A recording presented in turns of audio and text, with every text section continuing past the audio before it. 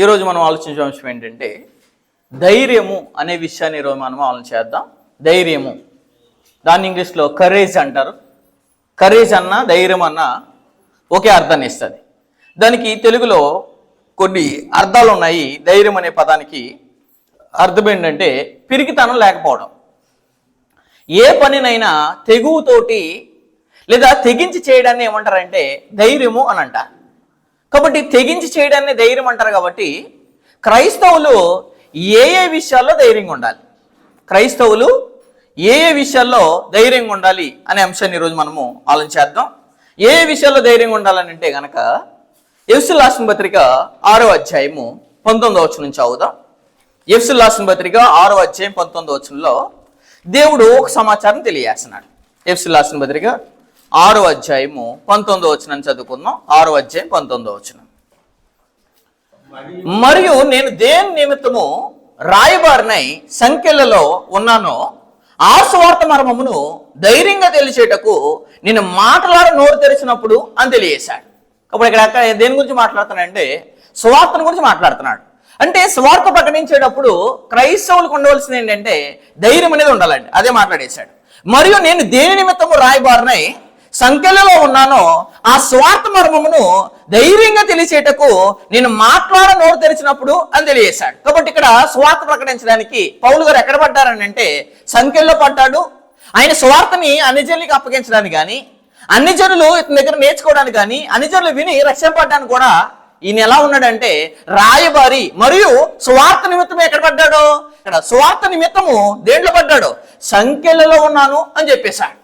అప్పుడు ఈనాడు తప్పు చేసినందుకు ఎవరికైనా సంఖ్యలు పడతాయి, కానీ తప్పు చేసినందుకు కాదు. కానీ దేనికి సంఖ్యలు పడాలంటే కనుక స్వార్థను ప్రకటించినందుకు నేను ఈ పరిస్థితిలో ఉన్నాను, లేదా సంఖ్యలు పడ్డాను, చెరసాలలో ఉన్నానని ధైర్యంగా చెప్పుకుని గట్స్ కూడా మనకు ఉండాలండి. ఎందుకంటే తప్పు చేసిన వాడు ఎవరో కూడా చెరసాల్లో ఉంటే ధైర్యంగా చెప్పలేడు. ఏమనంటే ఎందుకు ఎక్కడ ఉన్నావు అని అంటే చెప్పలేడు. పేతురు రాసిన మొదటి పత్రిక 4వ అధ్యాయము 15వ వచనం నుంచి చదువుదాం. పేతురు రాసిన మొదటి పత్రిక 4వ అధ్యాయం 15వ వచనంలో ఒక సమాచారం తెలియజేశాడు.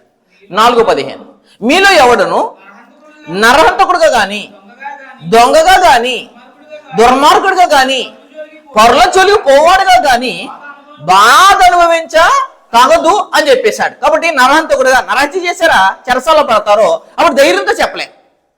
నెక్స్ట్ ఏం చేశాడు, దుర్మార్గుడిగా ఉన్నారా మీరు చెరసాల్లో పడతారు, దొంగగా ఉన్నారా చెరసాల్లో పడతారు, పర్ల జోలికి పోవాడుగా ఉన్నారా చెరసాల్లో పడతారు. కానీ కేవలం నేను దేని నిమిత్తము సంఖ్యలు పడ్డాయంటే, దేని నిమిత్తం నేను చెరసాల్లో ఉన్నానంటే కనుక సువార్త మర్మాన్ని చెప్పడానికి నేను ధైర్యంగా ఇక్కడ ఉన్నానని పౌలు గారు ఎఫెసీలో ఉన్న సంఘానికి లెటర్ రాస్తూ చెప్తున్నాడు. కాబట్టి క్రైస్తవులుగా మనం కూడా పౌలు గారిని చూసిన కానీ, అపోస్తులను చూసిన కానీ ఏం నేర్చుకోవాలంటే కనుక సువార్త ప్రకటించడానికి మనకు కావాల్సింది ఏంటిదంటే ధైర్యం ఖచ్చితంగా కావాలండి. ఎందుకంటే అసలు సువార్త ప్రకటించడానికి ఎవరైనా చెరసాల్లో వేసేస్తానంటే ఏ ఒక్కరూ కూడా సువార్త ప్రకటించడానికి ముందుకు రారు. ఎవరైనా రాళ్ళతో కొడతానంటే ముందుకు రారు. ఎందుకంటే పిరికివారు పారిపోయేవారు కూడా చాలా మంది ఉంటారు. ఎందుకంటే పిరికివారు ఎక్కడికి వెళ్ళరు, పరలోకానికి వెళ్ళరని సంగతి ఖచ్చితంగా ఎరగాలి. అపోస్తుల గారు 14వ అధ్యాయం, అపోస్తుల కార్యములు 14వ అధ్యాయము 19వ వచనంలో ఒక సమాచారం తెలియజేశాడు. అపోస్తుల గారు 14వ అధ్యాయము 19వ వచనం. అంతియొకయ నుండి ఈకొనయ నుండి యూదులు వచ్చి జనసమూహం తమ పక్షం చేసుకుని పౌల మీద రాళ్ళు రుద్ది అసలు జనసమూహంలో తన పక్షాన్ని అయిపోవడమే భయంకరమైన పరిస్థితి. ఈనాడు ఒక మతం వారు అదే మాట్లాడేసారు. అక్కడ ఎవరు, అంతియొకయ ఈకొనయ నుండి యూదులు వచ్చి, అంటే 2 ప్రాంతాల నుండి ఎవరు వచ్చేసారని అంటే యూదులు వచ్చేసారు. కాబట్టి పౌలు గారు కూడా ఎవరో యూదుడే. కాబట్టి పౌలు గారు యూదుడే. కాబట్టి ఈ యూదుల మీదకి వచ్చింది ఎవరనంటే యూదులే వచ్చేసారు. ఈనాడు కూడా చాలా మంది వాస్తవాన్ని ప్రకటించినా స్వార్థను ప్రకటించినా ఎవరు మన మీదకి వచ్చేస్తారని అంటే కనుక మన మతంలో వారే మన మీదకి వచ్చేస్తారు. కాబట్టి అది అప్పుడు మనం డోంట్ వరీ, ఎందుకంటే మనం భయపడిన అవసరం లేదు. మీరు భయపడుతున్నారంటే కనుక మీ వెనకలో ఒక ఆయన ఉన్నాడు, ఆయన సంగతి మర్చిపోతున్నారు మీరు. అందుకోసమే చెప్పేసారు అక్కడ ఏమని, అంత్యొకయ నుండి ఈకొనయ నుండి యూదులు వచ్చి జనసమూహంలో తమ పక్షం చేసుకుని పౌలు మీద రాళ్ళు రువ్వి అతను చనిపోయినా అనుకుని పట్టణపు వెలుపలకు అతని ఈడ్చిరి అని చెప్పేశాడు. కాబట్టి సువార్తకి వెళ్తే రాళ్ళ దెబ్బలు తగులుతాయా, సువార్త కడితే చెరసాల్లో పడాలా, సువార్తకి వెళ్తే సంఖ్యలు పడతాయా అని ఎవరైతే ఆలోచించుకుని సువార్తకి వెళ్లకుండా ఎవరైతే ఉంటారో వారు పిరికివారు అనే సంగతి ఖచ్చితంగా ఎరగాలి.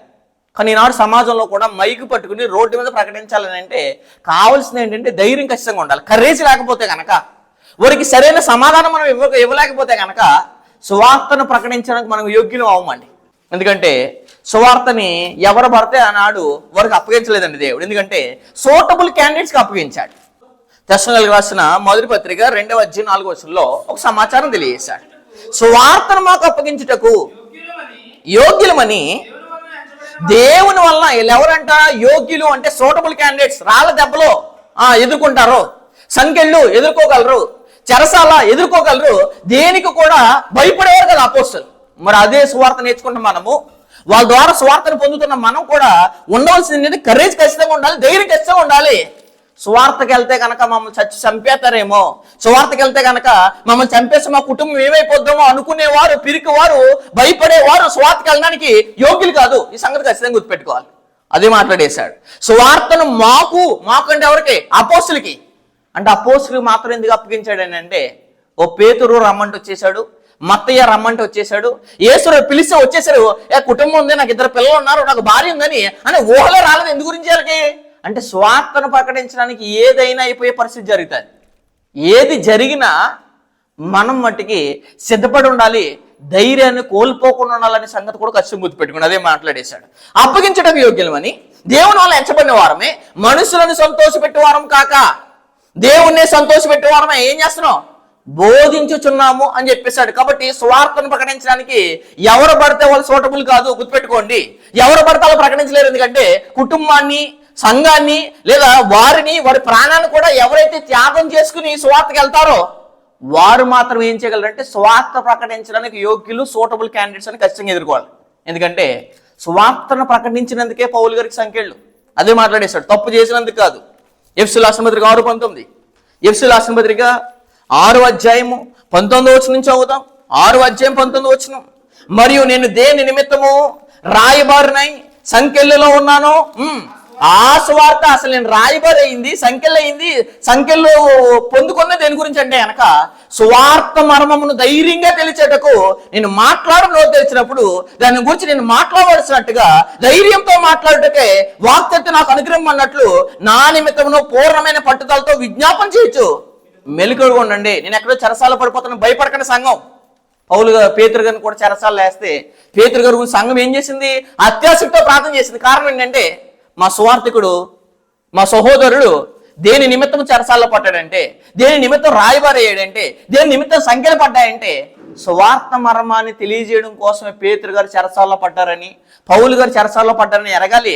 మనం కూడా మన జీవితంలో రావాల్సిన పరిస్థితులు ఏంటంటే, ఎందుకు మీ సువార్థికుడు, ఎందుకు మీ బోధకుడు ఇలా చెరసాల్లో వేశారని అంటే అతను సువార్త మర్మాన్ని ప్రకటించడం కోసం మాత్రమే ఆయన అక్కడ ఉన్నాడని ధైర్యంగా చెప్పాలి.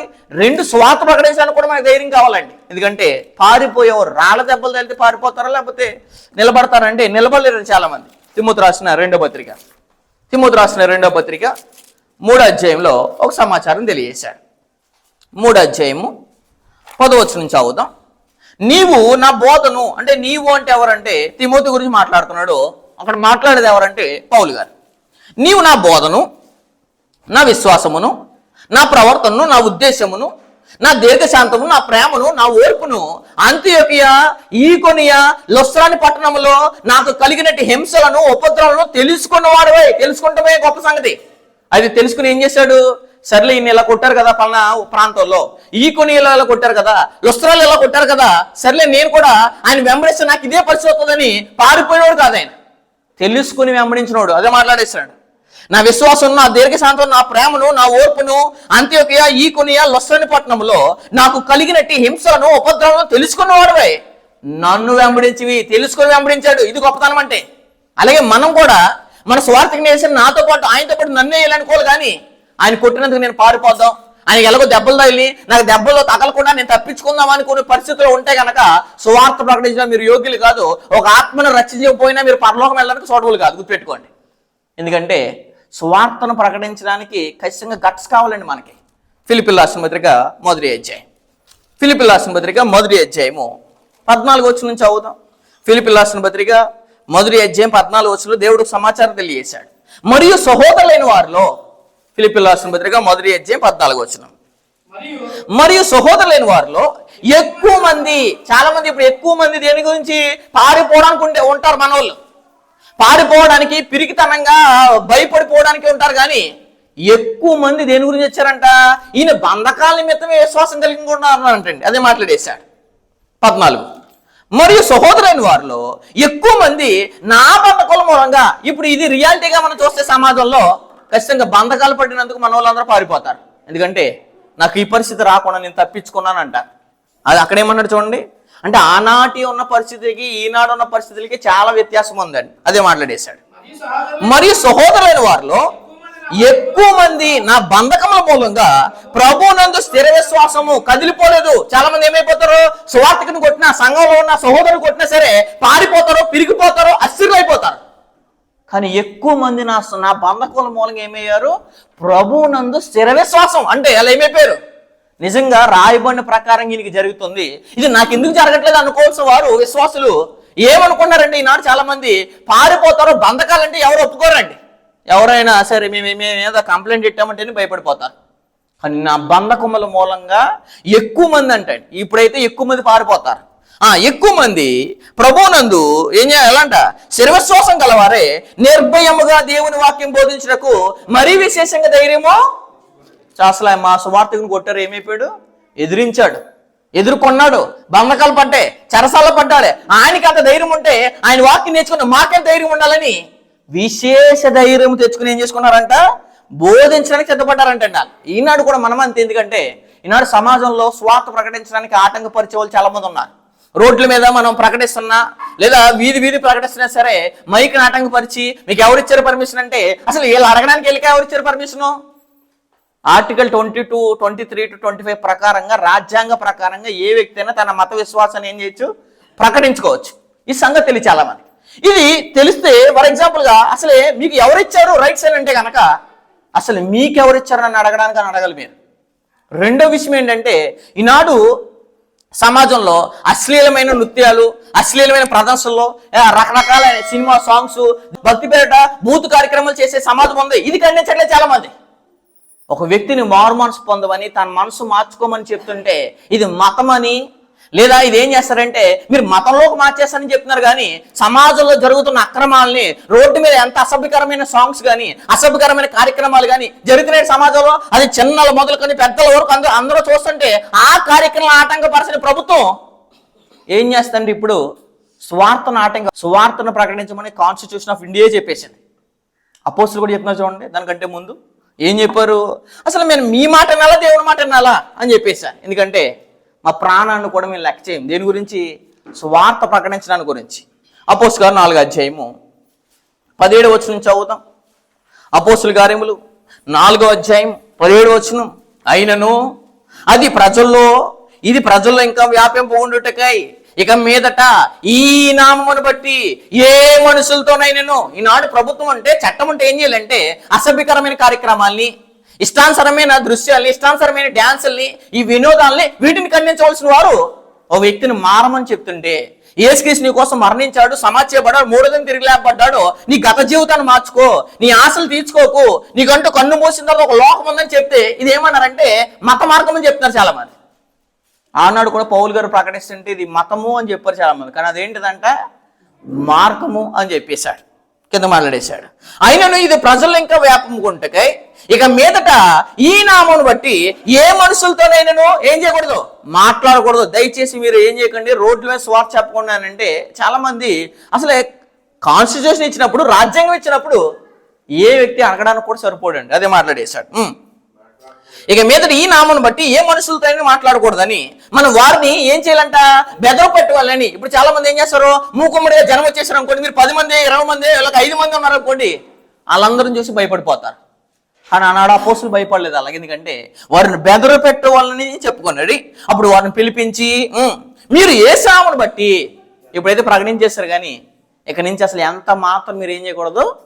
ఇప్పుడు ఎవరైతే ఈనాడు అనుకుంటారు మీరు బైబిల్ సరిగా చదివితే కనుక, క్రొత్తను సరిగా ఎరిగితే కనుక, మీరు ఈనాడు సమాజంలో జరుగుతున్నవన్నీ ఎప్పుడో అపోస్తులు జరిగిపోయి ఇప్పుడు ఏదో కొత్తగా కనపడుతున్నాయి, వాళ్ళ మీద కొడుతున్నారంటే, వాళ్ళని విసర్జిస్తున్నారంటే, వాళ్ళు నీచంగా తృణీకరిస్తున్నారంటే ఇది అపోస్తులకు ఎప్పుడో జరిగేసిందని సంగతి మనం ఖచ్చితంగా గుర్తెరగాలి. అదే మాట్లాడేశాడు. మీరు యేసుని బట్టి ఎంత మాత్రమో మాట్లాడకూడదు, బోధింపకూడదని వారికి ఆజ్ఞాపించిరి. అందుకు పేతురు యోహాను వారిని చూచి, దేవుని మాట వినుట కంటే మీ మాట వినుట దేవుని దృష్టికి న్యాయమా? మీరే చెప్పుడి. మేము కన్న వాటిని విన్న వాటిని కొడితే మేము ఆపేస్తామండి, కొడితే మైక్ ఆపేస్తాం, కొడితే మేము ఏం చేస్తామంటే మా నోరు ఆగిపోద్ది, కొడితే మేము ఏం చేస్తామంటే సర్లేండి మా ఊళ్ళందరినీ తీసుకుని వెళ్ళిపోతామండి, కొట్టకండి మమ్మల్ని అంటాం మనోళ్ళు అయితే. కానీ మేము కన్న వాటిని విన్న వాటిని చెప్పక ఉండలేమని వారికి ఉత్తరం ఇచ్చిరి. ప్రజలందరూ జరిగిన దాన్ని గురించి దేవుని మహింపుచుంటారు కనుక సభ వారే ప్రజలకు ఏమయ్యారు? భయపెట్టిన వారిని ఏం చేశారు? భయపడేలా చేశారు. అదే అపోస్తులు అంటే. అదే అపోస్తుల సువార్త నేర్చుకుంటాం. మనం కూడా ఈనాడు సువార్తను ఆటంకపరిస్తే ఏ వ్యక్తినైనా ఖండించవలసిన పరిస్థితి మనకు ఉంది. ఎందుకంటే అది హక్కు మనకి. అది నేను మీకు వాట్సాప్లో కూడా పెట్టాను. ఆర్టికల్ 25 ఏం చెప్తుంది, 26 ఏం చెప్తుంది, 27 ఏం చెప్తుంది, అసలు సువార్త ప్రకారంగా ఏమేమి ఎలా చేయాలో కూడా చెప్పేశాను. ఇందు గురించి అంటే మనకు సువార్త ప్రకటించడానికి ఏ వ్యక్తి ఆటంకపరచిన ప్రపంచంలో ఏ వ్యక్తి కూడా సరిపోడు. 2, మనం కూడా సువార్త ప్రకటించడానికి రాళ్ల దెబ్బలా, నా కుటుంబం చంపేస్తారా, నన్ను చంపేస్తారా, నా ప్రాణాన్ని తీసేస్తారా, ఏది జరిగినా సువార్త ఏమవుదో మోగబోదు, సువార్త ఆగదు అనే సంగతి ఖచ్చితంగా ఎరిగేలా మనం గట్స్తో కరేజ్తో చెప్పాలండి. ఇది క్రైస్తవుడు అండి. ఎందుకంటే క్రైస్తవుడు మన విశ్వాసాన్ని చూసి, మన బంధకాలను చూసి, మన సంఖ్యలు చూసి, అనేక మంది మనల్ని చూసి మనం వెంబడించాలి. అదే అక్కడ పౌలు గారు ఏమని, ఎక్కువ మంది నా బంధకం మూలంగా ఏమయ్యారు? స్థిర విశ్వాసం గలవారే ప్రభు నందు బోధించడానికి ఏం తెచ్చుకున్నారంట?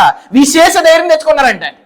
మన సువార్తను చూసి, మన సహోదరుని చూసి ఏం నిలబడ్డాడని అని చూసి మనం ఏం తెచ్చుకోవాలి? ధైర్యం తెచ్చుకోవాలి. కానీ అస్థిరులుగా, కదిలిపోయేలాగా, పారిపోయేలాగా సువార్తను ప్రకటిస్తే రాళ్ళ దెబ్బలు తగులుతున్నాయని, కుటుంబాన్ని చంపేస్తారని, పిల్లల్ని చంపేస్తారని, ఏదో జరుగుతుందని సువార్త కోసం ఎంతో మంది అపోస్తులు త్యాగం చేసేసే తన ప్రాణాల్ని, అదే సువార్తను వింటున్న మనలో అలాంటి గట్స్, అలాంటి కరేజ్, అలాంటి ధైర్యం ఎందుకు లేదనేది ఇది ఖచ్చితంగా ఆలోచించుకోవాల్సిన మొదటి విషయం. రెండో విషయం చూద్దాం. క్రైస్తవుడు మరొక విషయంలో ధైర్యంగా ఉండాలి. యోహాను రాసిన మొదటి పత్రిక 2వ అధ్యాయము 28వ వచనం నుంచి చదువుదాం. యోహాను రాసిన మొదటి పత్రిక 2వ అధ్యాయం 28వ వచనం. యోహాను రాసిన మొదటి పత్రిక 2వ అధ్యాయం 28వ వచనంలో ఒక సమాచారం తెలియజేశాడు. కాబట్టి చిన్నపిల్లలారా, ఆయన ప్రత్యక్షమైనప్పుడు, ఎవరు ప్రత్యక్షమైనప్పుడు? ప్రభువైన యేసుక్రీస్తు వారు ప్రత్యక్షమయ్యాడు.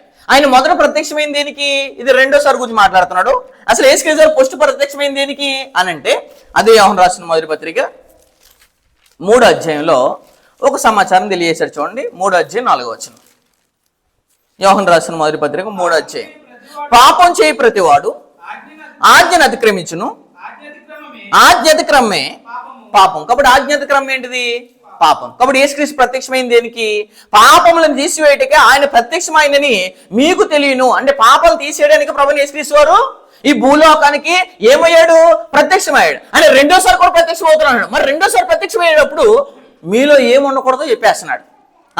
ప్రత్యక్షమైన మీకు తెలియను, ఆయన యందు ఏం లేదు, పాపం ఏమీ లేదు, ఆయన యందు నిలిచిండువాడు ఎవడును పాపం చేయడు, పాపం చేయవాడెవడును ఆయన్ని చూడలేదు, ఎరుగునూ లేదు అని చెప్పేశాడు. కాబట్టి పాపం చేస్తున్నారా?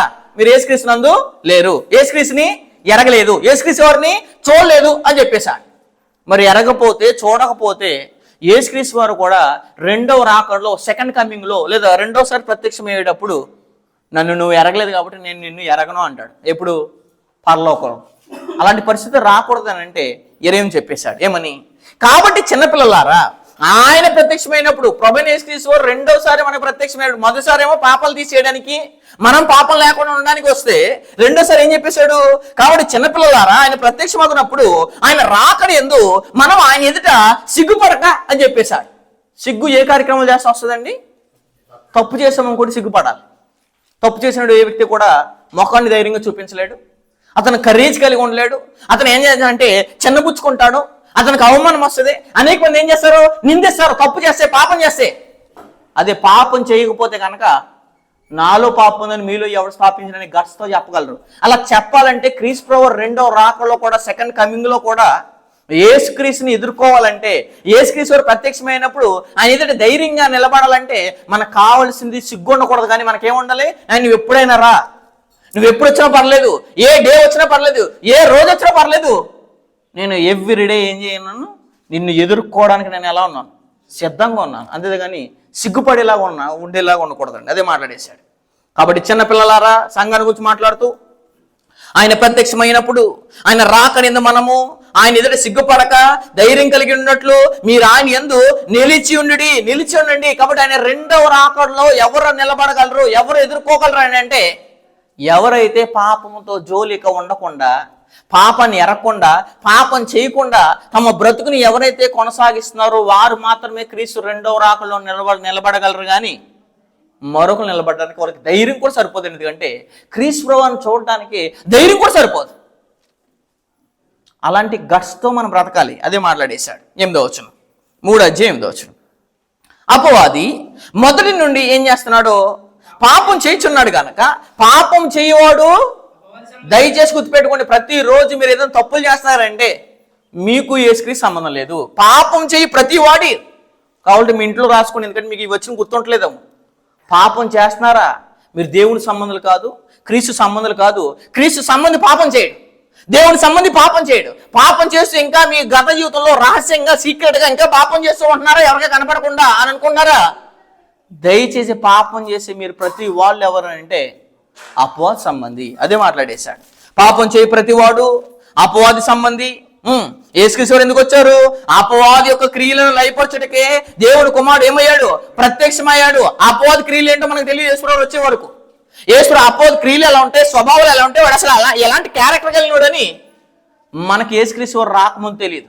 ఆయన వచ్చిన తర్వాత అపవాది ఇలాంటి వాడు, అపవాది స్వభావం ఇలాంటిది, అపవాది ఇలాంటి కార్యక్రమాలు చేస్తాడని యేసుక్రీస్తు ప్రతి దాన్ని రివీల్ చేసిన తర్వాత కూడా మనం ఆ క్రియలు ఎరిగి పాపం చేయకుండా ఉంటున్నామంటే ఆయన ఎందుకు నిలిచి ఉన్నామని, పాపం చేస్తున్నామని అంటే యేసు ప్రభువు ఎందు మనం ఏం లేము, నిలిచి ఉండట్లేదు అని చెప్పేశాడు. కాబట్టి నిలిచి ఉండాలంటే ఆజ్ఞలు గైకొనాలండి. 23వ వచనంలో చెప్పేశాడు. ఆయన ఆజ్ఞ ఏదనగా, ఆయన కుమారుడైన యేసుక్రీస్తు నామమున నమ్ముకుని ఆయన మనకి ఇచ్చిన ఆజ్ఞ ప్రకారంగా ఒకనొకడు ప్రేమికులనేది ఆయన ఆజ్ఞలు గైకొనేవాడు ఆయన యందు నిలిచి ఉండెను. ప్రభువైన యేసుక్రీస్తు నిలబడే వాళ్ళే కదా కావాలి. రెండవ రాకడలో ఆజ్ఞలు గైకొన్నవాడు కాదు, గైకొనేవాడు. గైకొనేవాడు ఆయన యందు నిలిచి ఉండెను, ఆయన వాని యందు నిలిచి ఉండెను. ఆయన మన యందు నిలిచి ఉన్నాడని ఆయన మనకు అనుగ్రహించిన ఆత్మ మూలంగా ఏం చేస్తున్నాం, తెలుసుకొనిచున్నాము అని చెప్పేసి. క్రీస్తు ప్రభువు నీ యందు ఉంటేనే క్రీస్తు ప్రభువు రెండవ రాకడలో నువ్వు ఆయన ఎదుర్కోగలవు. క్రీస్తు ప్రభువు రెండవ రాకడలో, సెకండ్ కమింగ్లో యేసు వచ్చేటప్పుడు ఆయన ఎదుర్కోవాలంటే కావాల్సింది సిగ్గు ఉండకూడదు. పైన ఉన్న వాటి మీద మనసు పెట్టేవాళ్ళు సిగ్గుపడరండి. కానీ భూసమైన వాటి మీద మనసు పెట్టేవాళ్ళు యేసు ప్రభువు వచ్చినప్పుడు రెండవ రాకడలో సిగ్గుపడాలి. ఫిలిప్పీయులకు రాసిన పత్రిక 3వ అధ్యాయం 20వ వచనం. ఫిలిప్పీయులకు రాసిన పత్రిక 3వ అధ్యాయం 19 చదువుతాం, 19-20. నాశనమే వారి అంతము, వారు కడిపే వారి దేవుడు. క్రీస్తు ప్రభువు గురించి కాకుండా, ఆయన ఎదుర్కోవాలని బ్రతుకు కాకుండా, ఆయన ఎదుర్కోవాలి, ఆయన ఎదురు నిలబడాలి, ఆయన కోసమే బతకాలని లేకుండా ఎవరైతే కడుపుని దేవుడిగా భావించి భూసమైన వాటి ఎందుకు ఎక్కువ మనసు పెడతారో వాళ్ళ టార్గెట్. యేసుక్రీస్తు గురించి అంత కూడా ఆలోచించరండి. ఏంటి, ఆయన వాక్యం అంటున్నాను కదా, ఆయన బోధ అంటున్నాను కదా, అపోస్తులు నేర్పిన సువార్త అంటున్నాను కదా, అపోస్తుల బోధ అంటున్నాను కదా, ఇంకా నా బ్రతుకు మారలేదని పశ్చాత్తాపడులు ఎంతమంది? అది దాని గురించి పశ్చాత్తాపడరు. కానీ నేను అనుకున్నా జరగట్లేదు, శరీర సమయం జరగట్లేదు, భూ సమయం జరగట్లేదు, ఇదే ఆలోచన కానీ మనిషికి. ఆయన అనుకున్న నా జీవితంలో జరగట్లేదు అని అనుకుంటలేదు చాలామంది. అదే మాట్లాడేశాడు. నాశనమే వారి అంతము, వారు కడిపే వారి దేవుడు, వారు తాము సిగ్గుపడవలసిన సంగతులు ఎందు సిగ్గుపడమనుకుంటే ఇంకా క్రీస్తు ప్రభువుని ఎదుర్కోలేరు. కానీ సిగ్గుపడవలసిన సంగతులు ఎందుకు ఏం చేస్తున్నారంట, అచ్చిపడుతున్నారు. భూ సమయం వాటి ఎందు ఏం చేస్తున్నారు, మనసు నుంచి ఉన్నారు. యేసు ప్రభువు పరలోకంలో ఉన్నారు, దేవుని కుడిపార్శ్వన ఉన్నారు. కుడిపార్శ్వన ఉన్న ఆయన ఎదుర్కోవాలని అంటే ఆయన వచ్చేటప్పుడు సిగ్గుపడేవాడు కాదు, సిగ్గుపడనివాడు. సిగ్గుపడనివాడు ఎవడంటే పాపం చేయనివాడు. పాపం చేయనివాడు ఎవడంటే ఆయన సంబంధి. ఈ సంగతి ఖచ్చితంగా ఎరగలదే మాట్లాడేశాడు. మన పౌరస్థితి పరలోకమందు ఉన్నది. అక్కడ నుండి ప్రభు ఆయన వేసుకుని ఆయన రక్షకుని నిమిత్తము ఏం చేసి ఉన్నామంట, రక్షకుని నిమిత్తము కనిపెట్టుకుని, నాయన నువ్వు ఎప్పుడు వస్తావు, నేను రెడీగా ఉన్నాను, నా స్థితి అదే, నాది పరలోకమే, పరలోకం వచ్చి నేను తిరిగి పరలోకం వెళ్ళిపోవాలని నువ్వు నాకు నేర్పో కదా, అదే దగ్గరికి రావాలని వెయిట్ చేసి నువ్వు ఎప్పుడైనా రాని క్రీస్తు ప్రభువుని ఇన్వైట్ చేసి ఎలా ఉండాలి మన బ్రతుకులు. అంతే తప్పించి క్రీస్తు ప్రభు వచ్చేస్తానంట, ఇంకా నేను పాపంలో నిలిచిపోయాను, ఇంకా నేను పాపంతో ఉంటున్నాను, ఇంకా నా బ్రతుకు మారలేదు అనుకున్న వాళ్ళు రెండవ రాకల్లో, క్రీస్తు ప్రభు యొక్క రెండవ రాకల్లో, సెకండ్ కమింగ్లో ఏ ఒక్కరు ఎత్తబడ్డానికి, ఏ ఒక్కరిని ఆయన తీసుకెళ్ళడానికి అర్హులు కాదు. సిగ్గుపడని వారు మాత్రమే క్రీస్తు వారు తీసుకెళ్తారు, కానీ సిగ్గుపడేవారిని యేసుప్రభు ఏం చేయరు, తీసుకెళ్ళరనే సంగతి. కాబట్టి యేసుక్రీస్తు వారిని ఎదుర్కోవడానికి కూడా మనకేం కావాలి, ధైర్యం కావాలి. ఎందుకంటే ప్రపంచమే ఆయన ఎదుటి ఏమైపోద్ది, కరిగిపోద్ది. అలాంటిది ఆ ప్రకృతిలో ఉన్న మనము క్రీస్తు ఎదురు నిలబడాలంటే ఎంత ధైర్యం కావాలో దయచేసి గుర్తుపెట్టుకోండి. ఫిలెమోను రాసిన పత్రిక ఒకే అధ్యాయం ఉంటుంది. ఫిలెమోను రాసిన పత్రిక 8వ వచనం నుంచి చదువుదాం. మరొక విషయంలో మనకి క్రైస్తవులకి మరొక విషయంలో ధైర్యంగా ఉండాలి. కావున యుక్తమైన దాని గురించి అని చెప్పేశాడు. యుక్తమైనది, కుయుక్తమైనది అని ఉంటుంది. కాబట్టి యుక్తి, కుయుక్తి అనే ఆలోచనలు ఉంటాయి. కాబట్టి మనం యుక్తిగా చేస్తున్నామంటే మంచిగా చేస్తున్నాం, సూటబుల్గా చేస్తున్నట్టు అర్థం. కుయుక్తి అంటే దానికి వ్యతిరేకమైనది. కాబట్టి వీళ్ళు అపోస్తులు ఏం చెప్తున్నారు, కావున యుక్తమైన దాని గురించి అంటే మంచిదని చెప్తున్నాడు. ఎవరికంటే ఫిలెమోనుకి యుక్తమైన దాని గురించి, సరైన దాని గురించి చెప్తున్నాడా. నీకు ఆజ్ఞాపించడానికి క్రీస్తునందు నాకు బహుధైర్యమో కలిగి ఉన్నను. నేను ఎవరినంటే వృద్ధుణ్ణి అని చెప్పేశాడు. వృద్ధుని అంటే ఎవరంటే రాయబారి. ఇప్పుడు క్రీసియస్ ఖైదీనై ఉన్న పౌలను నేను ప్రేమను బట్టి వేడుకొనుట మరీ మంచిదని నా బంధకములో నేను కనిన నా కుమారుడు ఒనేసిము కోసము నేనేం చేస్తున్నాను, వేడుకొనిచున్నాను. అతడు మునుపు ఎవరో నిష్ప్రయోజనవాడే, కానీ ఇప్పుడు ఎవరు అని అంటే చెప్పేశాడు.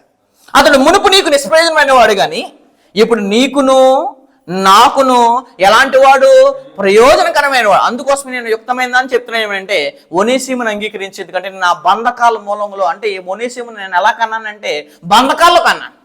అంటే నేను బంధకాలు పడుతున్నప్పుడు ఆ బంధకాలను చూసి వచ్చిన వాడు ఎవరో ఒనేసిము.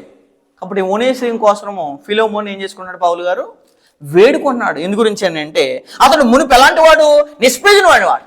మనం కూడా గత జీవితంలో ఒనేసిము చూసి ఏం నేర్చుకోవాలంటే కనుక, ఒనేసిము చూసి గతంలో దేవునికి మన ప్రయోజనకరము కానివారు, అంటే దేవునికి ఉపయోగపడిన పాత్రలు మనం, దేవుడు వాడుకోవడానికి కూడా అర్హత లేని పాత్రలము. ఇప్పుడు అర్హత కలిగిన పాత్రలుగా ఉంటేనే కానీ, దేవుడు వాడుకునే పాత్రలు ఉంటేనే కానీ, దేవుడికి సూటములుగా తయారవుతేనే కానీ, యుక్తమైన మన ద్వారా జరిగించాలంటే కానీ మనం అలా తయారవకపోతే కనుక ఒనేసిములు అవడానికి అవకాశం ఉండదండి. కాబట్టి ఒనేసిము గతంలో నిష్ప్రయోజనమైన వాడే, కానీ ఇప్పుడు ఎవరు అని అంటే నీకు ప్రయోజనమైన వాడు, నాకు కూడా ఎవరంటే వాడంటే ప్రయోజనకరమైన వాడు. కాబట్టి యుక్తమైన దానిని గురించి చెప్పడానికి క్రైస్తవుడికి ఏమో కావాలి, ధైర్యం కావాలి.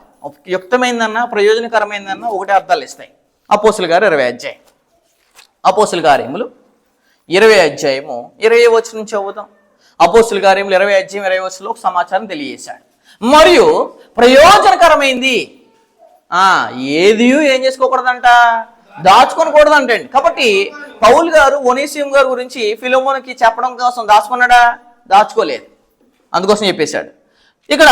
మరియు ప్రయోజనకరమైనది ఏది దాచుకొనక బహిరంగంగాను ఇంటెంటనే మీకు తెలియచేయచ్చు, దేవుని ఎదుట మారు మనసు పొంది మన ప్రభువైన యేసుక్రీస్తునందు విశ్వాసం ఉంచవాలని యూదులకును గ్రీసు దేశస్తులకును ఏం చెప్తున్నారంట, ఎలాగ సాక్ష్యం ఇచ్చుంటున్నో ఇదంతయు మీకు తెలియదు. కాబట్టి స్వార్థ గురించి కానీ, ఒక సహోదరు గురించి, క్యారెక్టర్ గురించి చెప్పడానికి కానీ మనం ఏం చేయకూడదు, సిగ్గుపడకూడదు. యుక్తమైన వాటిని గురించి చెప్పడానికి ఏం చేయకూడదు, సిగ్గుపడకూడదు. కాబట్టి యుక్తమైన ప్రయోజనకరమే చెప్పాలండి.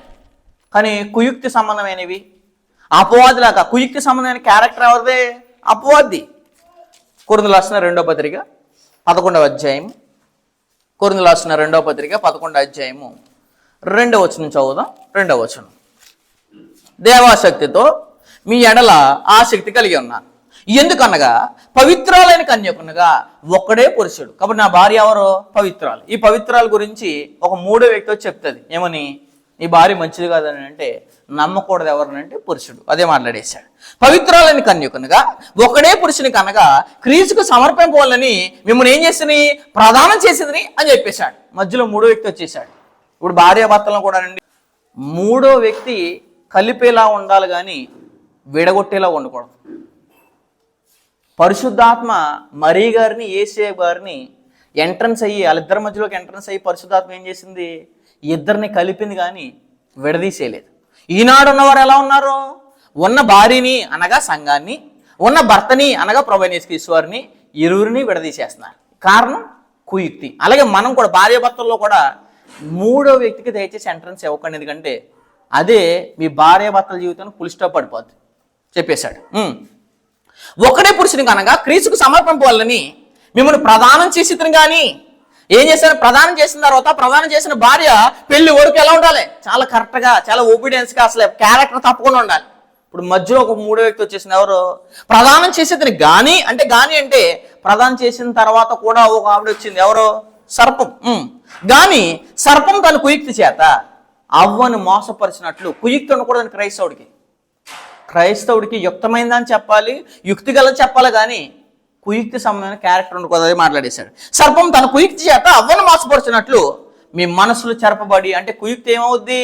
ఆలోచనని, అంటే లేనిపోయిన ఆలోచనని నీ భర్త ఎలాగంట, నీ భార్య ఎలాగంట అని జస్ట్ ఒక మాట అంటే సరిపోద్ది. అక్కడి నుంచి యుద్ధమే జరుగుతుంది. ఎందుకంటే 60-70 సంవత్సరాలు కాపురం చేసిన భార్య భర్తలకి భర్త ఏంటో భార్యకి తెలియదండి. ఎవరో వచ్చి మూడో వ్యక్తి మాటలు అమ్మేస్తారు చాలా మంది. నీ భార్య ఏంటి నీకు తెలియదా? నీ భర్త ఏంటో నీకు తెలియదా? కాబట్టి అదే మాటలు వేశాడు. అవ్వను మోసపరచినట్లు మీ మనస్సులు చెరపబడి క్రీస్తు ఎడలనున్న సరళత నుండి, పవిత్రత నుండి ఎట్లయినను తొలగిపోనేమోనియు భయపడిపోతున్నాం. ఇదిగో ప్రదానం చేసిన భార్యని పెళ్లి అయ్యే వరకు ఈ మధ్యలో ఏం చేస్తుందంటే డిస్ట్రాక్షన్ చేస్తుంది. అలాగే ప్రభువైన యేసుక్రీస్తు వారిని ఒకరోజు పెండ్లి చేసుకోవాల్సిన మనం, పెండ్లి కుమారుడికి ఈ భార్య అలంకరించబడిన భార్యగా ఉండవలసిన మనల్ని ఏం చేస్తుంది? ఈ భార్యని భర్తకి హత్తుకునే లేకుండా చేసేస్తున్న అపోజ్ ఎవరంటే కుయుక్తి. కానీ అలా మనము ఆ కుయుక్తిలో పడిపోకూడదు. ఒకటైతే 2 కుయుక్తిగా మనం నడుచుకోకూడదు. 3 యుక్తమైన దాన్ని చేయాలి. కానీ క్రైస్తవుడు యుక్తమైన దాన్ని చేయడానికి ధైర్యం కావాలి, కానీ కుయుక్తి చేయడానికి కాదు ధైర్యం అండి. గుర్తుపెట్టుకోండి దయచేసి. ఎందుకంటే యుక్తమైన దాన్ని మీకు ఆజ్ఞాపించుటకు ధైర్యంగా చెప్తున్నాను అంటాడు పౌలు గారు. చూడండి, ఫిలోమోను రాసిన పత్రిక 1:8. ఫిలోమోను రాసిన పత్రిక 1వ అధ్యాయం, 1 అధ్యాయం ఉంటుంది, 8వ వచనం. కావున యుక్తమైన దాని గురించి ఆజ్ఞాపించడానికి, కుయుక్తి కాదు ఆజ్ఞాపించవలసినవి, యుక్తమైన దాని గురించి నీకు ఆజ్ఞాపించటకు క్రీస్తునందు నాకు బహుధైర్యం కలిగి ఉన్నాను. వృద్ధుడును, ఇప్పుడు కిరీసియేసి ఖైదీ అన్న పౌలను నేను ప్రేమను బట్టి వేడుకుంటే మరీ మంచిదని నా బంధకంలో నేను కానీ నా కుమారుడు ఒనీసిము కోసం నిన్ను వేడుకోను. అతని కోసం నేను వేడుకుంటున్నది ఏంటంటే, అతడు గతంలో ఇలాంటి వాడే కానీ ఇప్పుడు ఏమయ్యాడు? మారాడు. ఇప్పుడు ఎవరో ప్రయోజనకరమైన వాడు, గతంలో నిష్ప్రయోజనమైన వాడు. అలాగే మనం కూడా యుక్తమైన దాని గురించి చెప్పడానికి, ఎవరైనా మార్పు కలిగారు, ఇతను నిజంగా మారారండి, తను నమ్మండి అని మనం క్యారెక్టర్ నిజంగా మారితే, ఒనీసిములాగా ఎవరైనా మారితే కనుక ఖచ్చితంగా చెప్పొచ్చు. కానీ గతము ఎలాగ ఉందండి, ఇప్పుడు ఎలాగ ఉందని, ఇప్పుడు కూడా నమ్మిండి అని ఆ వ్యక్తి గురించి మనం చెప్పకూడదు. ఎప్పుడు చెప్పాలి? క్యారెక్టర్ నిజంగా మార్చుకున్నప్పుడు ఒనీసిము గురించి పౌలు గారు సాక్ష్యం ఇస్తున్నారు. ఎవరు ఎదుట? ఫిలోమోను ఎదుట. కాబట్టి 3వదిగా క్రైస్తవుడు యుక్తమైన దాని గురించి చెప్పడానికి ధైర్యం కావాలి. 4వ విషయం చదువుదాం. 4వ విషయంలో యోహాను రాసిన మొదటి పత్రిక 2వ అధ్యాయము 19వ వచనం చదువుదాం. యోహాను రాసిన మొదటి పత్రిక 3వ అధ్యాయము 19వ వచనంలో ఒక సమాచారం తెలియజేశాడు. ఇందువలన మనం ఎవరమి? మనం ఎవరిని ప్రేమించాలని అంటే, అసలు మనం ఎవరమి అని అంటే సత్య సంబంధం. మనం ఎవరిని ప్రేమించాలి? సత్యంలో ఉన్నవారిని ప్రేమించాలి, సత్యంలో నడుచుకున్న వారిని ప్రేమించాలి. కానీ సత్యంలోంచి బయటికి వెళ్ళిపోయిన వారిని, సత్యంలో నిలబడలేని కాదు ప్రేమించేది. ఎందుకంటే మనం ఎవరో ఖచ్చితంగా ఎరగాలి. అపవాదిని ప్రేమించేవాడు అపవాది సంబంధి. కాబట్టి ఇక్కడ సత్యంలో లేని వాళ్ళని కూడా ప్రేమించాలని అంటే అది జనరల్గా తప్పించి వాక్యాన్ని బట్టి అయితే వాళ్ళని ప్రేమించకూడదండి. యోహాను రాసిన 2వ పత్రిక 2వ వచనం చదువుతాం. నేను మాత్రమే గాక సత్యం ఎరిగిన వారందరూ మనలో నిలుచుచు, అంటే సత్యం ఎరిగితేమే కాదు ఇంపార్టెంట్, సత్యం ఎరిగిన తర్వాత నిలబడాలి. మనలో నిలుచుచు మనతో ఎల్లప్పుడూ ఉండు సత్యమును బట్టి మిమ్మును నిజంగా ప్రేమించున్నాం. ఎందుకంటే మేము ఎవరమంటే సత్యాన్ని ఎక్కువ ప్రేమిస్తాం, సత్య సంబంధాలు ఎక్కువ ప్రేమిస్తాం. అబద్ధాన్ని మేము ఎందుకు ప్రేమించలేకపోతున్నాం? అబద్ధమే యేసుక్రీస్తు వారికి వ్యతిరేకమైతే, అబద్ధమే దేవుడికి వ్యతిరేకమైనప్పుడు అబద్ధాన్ని ప్రేమించేవాడు అపో సంబంధం అవుతాడు. కానీ క్రైస్తవుడు సత్య సంబంధం ఎందుకు అవుతాడండి? సత్య సంబంధం అయితే సత్యాన్ని ఏం చేస్తాడు? సత్యములు ఉన్నవారిని మాత్రమే ప్రేమించగలడు. అదే మాట్లాడే వచ్చండి. యోహాను రాసిన మొదటి పత్రిక 2వ అధ్యాయం 19వ వచనం. మనము సత్య సంబంధులమని, ఇందువల్ల మనం సత్య సంబంధులమని ఎరగరు. దేవుడు మన హృదయం కంటే ఎవరో అధికుడు అని చెప్పేశాడు. హృదయాలు ఎవరికి తెలియదు అంటే మానవులు తెలియదండి. మన హృదయము ఎవరు తెలుసు? దేవునికి తెలుసు. భార్య హృదయం భర్తకు తెలియదు, భర్త హృదయం భార్యకి తెలియదు. ఫర్ ఎగ్జాంపుల్, భార్య లోపాన్ని భర్త చెప్పాడు అనుకోండి, భార్య ఏం చేస్తుంది అని అంటే భర్త ఎప్పుడు దొరుకుతాడని చూస్తుంది. ఇతని లోపాన్ని పట్టుకోవడానికి. ఇదే అండి మనుషుల క్యారెక్టర్. లేదా భార్య భర్త లోపని చెప్తే భర్త భార్యను పట్టుకుంటాడు ఒకనొక రోజు. ఈ క్యారెక్టర్ కలిగిన వాళ్ళు ఉంటారు, ఎందుకంటే వాళ్ళు స్వీకరించలేరు. అలాగే పిల్లల హృదయము తల్లిదండ్రులు తెలియదు, తల్లిదండ్రుల హృదయము పిల్లలకి తెలియదు. కానీ యావత్ ప్రపంచంలో ఉన్న మీ 750 కోట్ల మంది జనాభా హృదయాలు ఎవరికి తెలుసు? దేవునికి తెలుసు. అసలు నీవు కూర్చున్న నీ పక్కన సహోదరు నీ గురించి ఏమనుకున్నాడో కూడా దేవునికి తెలుసు. కాబట్టి అందుకోసమే దేవుడు మన హృదయం కంటే ఎవరో అధికుడు. నువ్వు నీ హృదయాన్ని ఇతరుల పట్ల ఎలా ఉంచుకున్నావు అన్నీ ఎరిగినోడు. దయచేసి గుర్తుపెట్టుకోండి, మీరు ఏ హృదయంతో ఎక్కడ కూర్చున్నారో, ఏ హృదయంతో పాట పాడుతున్నారో, ఏ హృదయంతో ఆరాధనకు వచ్చారో అవన్నీ ఎరిగినవాడు. అదే మాట్లాడేసి ఇందువల్ల మనం సత్య సంబంధం ఎరుగుతాము. దేవుడు మన హృదయం కంటే అధికుడే, సమస్తమును ఎరిగి ఉన్నాడు. ఆయనకి తెలియదంటే ఏం లేదండి. భార్య రహస్యాలు భర్తకు తెలియదేమో, భర్త రహస్యాలు భార్యకు తెలియదేమో, పిల్లలు చేసే పనులు తల్లిదండ్రులు తెలియదేమో. కానీ ఎవరు చేసే పనులైనా, ఎవరు చేసే కార్యక్రమాలన్నా అన్నీ దేవుని తెలుసు. అందుకోసం ఆయన సమస్తమును ఎరిగిన వాడు. తండ్రికి తెలియకుండా నేను ఎలా చేస్తున్నాను కాలేజీలో ఒక అమ్మాయి లేదా ఒక అబ్బాయి అనుకుంటాడు. కానీ అక్కడ కూడా దేవుడు ఉంటాడు, నన్ను చూస్తున్నాడు, నన్ను ఎరుగుతాడు అనే సంగతి ఎరిగితే కనుక ఎప్పుడైనా కరెక్ట్గానే ఉంటాడు, ఎవరైనా సరే. అదే మాట్లాడేశాడు. సమస్యను ఎరిగి ఉన్నాడు కనుక మన హృదయము ఏ విషయంలో మన యందు దోషారోపణ చేయునో ఆయా విషయంలో ఎదుటి మన హృదయములను సమ్మతి పరచుకుందాము అని చెప్పేశాడు. కాబట్టి దోషారోపణ చేసింది అనుకోండి, ఆ రోజు మీరు దేవుని ఎదుర్కోవడానికి ఏమి కాదు అవకాశం అండి. కాబట్టి దేవుడు ప్రభుని యేసుక్రీస్తు ఒక రోజు పంపేటప్పుడు మనం యేసుప్రభుని ఎదుర్కోవాలన్నా, దేవుని ఎదుర్కోవాలన్నా, అసలు ఈ రోజు దేవుని ఎదుర్కోవాలంటే మనకు కావాల్సింది ఏంటంటే ధైర్యం కావాలి. ధైర్యం కావాలి అంటే మన హృదయం మన యందు దోషారోపణ చేయకూడదు. ఇప్పుడు భార్య లోపాన్ని భర్త చెప్తే కోపం వచ్చేస్తుంది మీకు, భర్త లోపాన్ని భార్య చెప్తే కోపం వచ్చేసినప్పుడు నీ హృదయమే నువ్వు చేస్తున్న తప్పు అని చెప్తే, నీ హృదయమే నువ్వు చేసేది సరైనది కాదు కదా. ఇక్కడ పాట పాడుతావు, నువ్వు ఎలా పాటలు పాడుతావు, ఇంటికాడ ఎలాంటి పాటలు పాడుతావు తెలుసా? నువ్వు ఇక్కడ వాక్యం వినేస్తున్నావు, ఇంటికాడ ఎలా మాటలు మాట్లాడుతూ తెలుసా? ఇక్కడ వాక్యం చదువుతున్నావు, ఇంటికాడ ఈ నోటితో ఎలా మాట్లాడుతున్నావు తెలుసా అని ఎవరు చెప్పేస్తారంటే నీ హృదయమే చెప్పేస్తుంది. నీ హృదయము నీ యందు దోషారోపణ చేయని ఎడల కింద మాట్లాడేశాడు 20 వచనం ఏమని? 21 ప్రియులారా మన హృదయము మన యందు దోషారోపణ చేసిన ఎడల కాదు, చేయని ఎడల. చేస్తుందా చేయట్లేదు ఒకసారి దయచేసి గుర్తుపెట్టుకోండి. మీరు ప్రతిరోజు జరిగే కార్యక్రమాలు, ప్రతిరోజు చేసే పనులు ఒకసారి దేవుని వాక్యానికి మీకు ఒకసారి వ్యత్యాసం చూసుకోండి.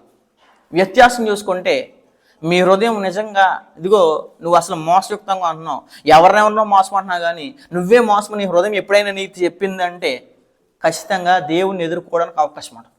దేవుణ్ణి ఎదుర్కోవాలన్నా క్రైస్తవుడు కావాల్సింది ఏంటంటే ధైర్యం కావాలి. ధైర్యం కావాలని అంటే నీ హృదయం నీ మీద ఏం చేయకూడదు దోషరం. మనం ఎక్కడైనా పాపం చేస్తున్నప్పుడు కానీ, అసభ్యకరమైన పనులు చేస్తున్నప్పుడు కానీ ఒకసారి మన మనసాక్షి హెచ్చరిస్తుందని ఏమనంటే నువ్వు ఇలాంటి కార్యక్రమం చేయకూడదు కదా, ఇలాగ ఆలోచించకూడదు కదా, ఇలా మాట్లాడకూడదు కదా అని ఎవరైనా తన మనసాక్షిని త్రోసివేసినా, మనసాక్షిని వాత వేసుకునేవారు ఎవరో అబద్ధికులు అన్నాడు. ఆ అబద్ధికులు వాత వేయబడిన మనసాక్షి గలవారు అన్నాడు. కాబట్టి వాత వేసుకోకుండా మనసాక్షి హెచ్చరించినప్పుడు సరి చేసుకునేవారు, మనసాక్షి గద్దించినప్పుడు ఎవరైతే తమ లోపాన్ని పొడిచినప్పుడు తమ మనసాక్షి బయట పెట్టినప్పుడు దాన్ని ఎవరైతే సరి చేసుకుని మార్చుకున్న వారు మాత్రమే దేవుని ఎదుట నిలబడగలరు. కానీ దోషారోపణ చేసిన వారు ప్రభుని యేసుక్రీస్తు ఎదుట కానీ దేవుని ఎదుట కానీ నిలబడలేరు. అదే మాట్లాడేశాడు 21 ప్రియులారా మన హృదయము మన యందు దోషారోపణ. మన హృదయం ఏంటి? ఎవరి హృదయమో చెప్పదు మనకి, మన హృదయమే చెప్పేద్దే మన తప్పులేంటో. మన హృదయము మన యందు దోషారోపణ చేయని ఎడల దేవుని ఎదుట ధైర్యము. నువ్వు ఈరోజు చేసింది తప్పు, ఇలాంటి కార్యక్రమం నీ హృదయం ఈరోజు చెప్పిందా, దేవుణ్ణి నువ్వేం చేయలేవంటే ఎదుర్కోలేవు. దేవుణ్ణి ఎదుర్కోవాలంటే ఒకటే, మన మనసాక్షే మన మీద దోషారోపణ చేయకూడదు. మన హృదయమే మన మీద నేరం మోపకూడదు. నేరం మోపలేదనుకోండి అప్పుడు నిలబడతాం. నేరం మోపింది అనుకోండి నిలబడలే. వీళ్ళు ఏం చేసుకుంటారో, నేరం మోపిన తర్వాత హృదయాన్ని కఠినం చేసుకుంటారు. వాళ్ళు ఎలాంటి వారు? రోమపత్రిక 2:5 హృదయాన్ని కఠినం చేసుకుంటే ఉగ్రత. ఇంకా రోమపత్రిక 2:5 వచ్చింది. నీ కాఠిన్యమును నీ మార్పు పొందని అంటే హృదయము మన మీద దోషారోపణ చేసడం మార్చుకోవాలి. కానీ మనం ఏం చేయకూడదు, మనం కఠినం చేసుకోకూడదు. కఠినం చేసుకుంటే రోజు ఉగ్రతే. అదే మాట్లాడేశాడు. మన హృదయము మన యందు దోషారోపణ నీ కాఠిన్యమును మార్పు పొంద నీ హృదయం అనుసరించి ఉగ్రత దినమందు అనగా దేవుని న్యాయమైన తీర్పు బయలుపరచబడి దినమందు నీకు నీవే ఏం చేసుకుంటున్నావు? ఉగ్రతను సమకూర్చుకొని చున్నావు. అంటే ప్రతిరోజు డైలీ దోషారోపణ చేయకుండా హృదయం ఉండాలి, మనసాక్షి ఉండాలి. కానీ దోషారోపణ చేస్తుందంటే వీళ్ళు ఏం చేసుకుంటున్నారు? ఉగ్రతను సమకూర్చుకున్నారు. ఉగ్రత ఎక్కువైపోయింది ఇంకా ఏమైపోతారు? బరస్ట్ అయిపోతారు. బరస్ట్ అయిపోవడం అంటే అర్థం ఏంటి? ఒకేసారి ఉగ్రతలు ఎగిసిపోతారు. ఒక రోజు ఉంది కదా, ఒక రోజు ఎంతైతే సమకూర్చుకొని ఉన్నావో అంత ఉగ్రత ప్రకారంగా నువ్వు వెళ్ళిపోతావు. కారణం ఏంటంటే నీ మనసాక్షి నీ మీద దోషారోపణ చేస్తున్నప్పుడు కఠినం చేసుకోకూడదు. ఏం చేసుకోవాలి? దిద్దుకోవాలి, మార్చుకోవాలి. కానీ ఎందుకంటే నీ హృదయమే నువ్వు తప్పు అని అంటే ఇంకా ఎవరిని జయించగలరండి? మీరు ఎవరిని జయించాలి. అందుకోసం దేవుని ఎదుర్కోవాలంటే మనకు కావాల్సింది ధైర్యం. అపోస్తుల కార్యములు 8వ అధ్యాయము 21వ వచనం చదువుదాం. అపోస్తుల కార్యం 8వ అధ్యాయం 21వ వచనం. అపోస్తుల కార్యములు 8వ అధ్యాయము 21వ వచనం చదువుదాం. 8వ అధ్యాయం 21వ వచనం. నీ హృదయము దేవుని ఎదుట కాబట్టి ఒకసారి దయచేసి గుర్తుపెట్టుకోండి. పాట పాడే మీరు, మైకు పట్టుకునే మీరు, ప్రార్థన చేసే మీరు, వాక్యం చదివే మీరు, వాక్యం వినే మీరు, వాక్యం చెప్పే మీరు, అసలు ఏది చేసినా కానుకలు వేసే మీరు, ప్రభురాత్రి భూమిలో పాల్గొని పొందే మీరు, మీ హృదయము మీ ఎదుట సరైనదిగా లేకుండా దయచేసి దీంట్లో పాలు పంపులు పొందకండి. ఎందుకంటే నీ హృదయము నీ ఎదుట ఎలా లేదంట? నీ హృదయము దేవుని ఎదుట సరైనది లేదు కనుక ఈ కార్యం ముందు నీకు పాలు పంపులు.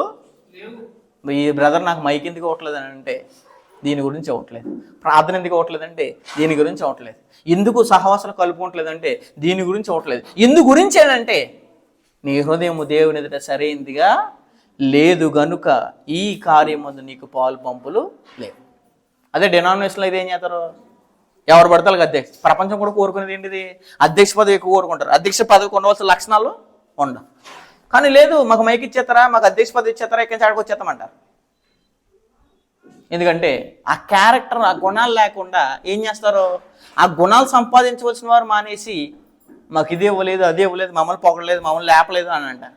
అసలు ఈ దీంట్లో పాల్పొలు ఉన్నాయని మనం ఆలోచించుకోలేదు అన్నాడు అక్కడ. నీ హృదయము దేవుని ఎదుట సరైనది కాదు కనుక ఈ కార్యం మంది నీకు పాలు పంపులు లేవు. ఎందుకు పాలు? అసలు మీరే ఇచ్చుకోవాలి. నాకు దయచేసి మైక్ ఇవ్వకండి, నాకు ప్రార్థన ఇవ్వకండి, ఎందుకంటే నేను ఈరోజు సరైన కార్యం మీ నిజంగా మీ మనసాక్షి చెప్తుంది కదా, అప్పుడే మీరు చెప్పేసుకోవాలి. పర్సనల్గానే చెప్పేసుకోవాలి సైలెంట్. ఎందు గురించి అంటే మనము ఇంత విలువైన దాంట్లో చాలా గొప్పగా కార్యక్రమాలు పాల్పొందు మనం హృదయం ఎలా ఉందో కూడా ఒకసారి దయచేసి పరిశీలించుకోండి. హృదయం ఇక్కడ ఎలా ఉంది? వ్యతిరేకంగా ఉంది. వ్యతిరేకంగా ఉండి కూడా పాల్పొందుతున్నారు అని అంటే మీకు ఉగ్రత తప్పించి మరో కార్యక్రమం. కాబట్టి దేవుని ఎదుర్కోవడానికి కూడా క్రైస్తవుడికి ఏం కావాలి? ధైర్యం కావాలి. మరొక విషయం చదువుదాం. ఎఫెసీయులకు రాసిన పత్రిక 3వ అధ్యాయం. ఎఫెసీయులకు రాసిన పత్రిక 3వ అధ్యాయము 12వ వచనం చదువుదాం. ఎఫెసీయులకు రాసిన పత్రిక 3వ అధ్యాయం 12వ వచనంలో దేవుడికి సమాచారం తెలియజేశాడు. ఎఫెసీయులకు రాసిన పత్రిక 3:12. ఆయన యందు విశ్వాసం చేత ధైర్యమును నిబ్బరమైన. కాబట్టి ఎవరి యందు విశ్వాసము? ప్రభువైన యేసుక్రీస్తు వారి యందలి విశ్వాసం. కాబట్టి ప్రభువైన యేసుక్రీస్తు నందలి విశ్వాసం కావాలని అంటే వాళ్ళు యేసుక్రీస్తు వారి రక్తంలో కడగబడాలి. కడగబడి ఆయన సంఘంలో ఉంటేనే కానీ ఆయన యందలి విశ్వాసం మనకు రావడానికి అవకాశం ఉండదు. ఎందుకంటే ఒక వ్యక్తి విశ్వాసం ఎప్పుడు అవ్వగలడు అంటే యేసు ప్రభు వారిని ప్రభువు అని ఒప్పుకున్నప్పుడు, దేవుడు ఆయన మృతుల్లో నుండి ఎప్పుడైతే హృదయం మీద విశ్వసించాడో అప్పుడే ఆయన యందలి విశ్వాసం వస్తుందండి. అదే మాట్లాడేశాడు. ఆయన యందలి విశ్వాసము, ధైర్యమును, నిబ్బరమైన ప్రవేశం. కాబట్టి ఏ ప్రవేశం అంట? నిబ్బరమైన ప్రవేశం. కాబట్టి ధైర్యంగా పరలోకానికి నువ్వు వెళ్ళాలని అంటే నీకు కావాల్సింది ఏంటంటే ధైర్యం కావాలి. అదే మాట్లాడేశాడు.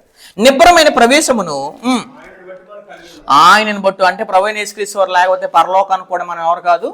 అర్హులు కాదు. ఆ గేట్ ఎంట్రన్స్ కూడా నువ్వు రావడానికి అర్హులు కాదు, పరలోకానికి వెళ్ళడానికి కూడా అర్హులు కాదు. ఎవరి వల్ల అర్హులు ఏమంటే క్రీస్తు ప్రభు నందలి విశ్వాసం. అందుకోసం ఎక్కడ మీరు ఎక్కువ చదువున ప్రభువు నందు, క్రీస్తు నందు, క్రీస్తు యేసు నందు, క్రీస్తు రక్తము నందు, క్రీస్తు ద్వారా ఈ కార్యక్రమాలు దేని బట్టి అంటే కనుక ప్రభు అయిన యేసుక్రీస్తు నందలి విశ్వాసం లేకపోతే, ఆయన సంఘంలో లేకపోతే, ఆయన ఎందుకు విశ్వాసం లేకపోతే కనుక నిబ్బరమైన ప్రవేశం మనకు ఉండడానికి అవకాశం ఉండదు. కాబట్టి నిబ్బరం అని అంటే 100% నాకు ప్రవేశం వస్తుంది. ఎప్పుడు?